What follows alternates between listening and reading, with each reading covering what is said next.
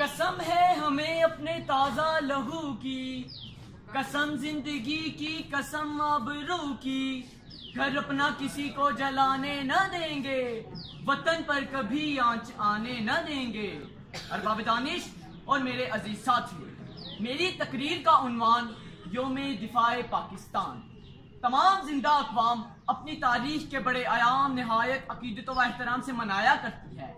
6 सितंबर 1965 हमारी तारीख का एक ऐसा दिन जब हमारे मक्कार दुश्मन ने हमारी सरहदों पर हमें ललकारा था, लेकिन वो ये नहीं जानता था कि इसका पाला किस कौम से पड़ा है। बजाय इसके कि लोग खौफजदा होते, वो हकीकत हाल जानने के लिए सरहदों की जानिब उठ दौड़े। इस मौके पर इस वक्त के सदर मोहम्मद अयूब खान की गर्जदार आवाज रेडियो पाकिस्तान पर गूंजी और इन्होंने कौम से खिताब करते हुए कहा, दुश्मन ये नहीं जानता इसने किस कौम को ललकारा है।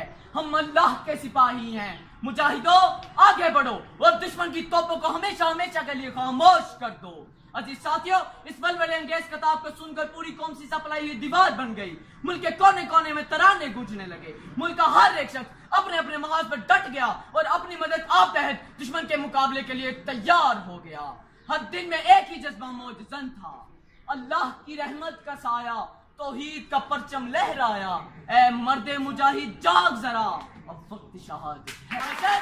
17 दिन की इस जंग में दुश्मन को हर महाज पर इबरतनाक शिकस्त हुई। आखिरकार दुश्मन जंग बंदी का वाकया करने लगा। ये जंग बंद तो हो गई, मगर हिंदू सदियों तक इस शिकस्त का जख्म चाटता रहेगा। ऐ वतन हम है तेरी शम्मा की परवानों में, ऐ वतन हम है तेरी शम्मा की परवानों में, जिंदगी होश में है, जोश है ईमानों में।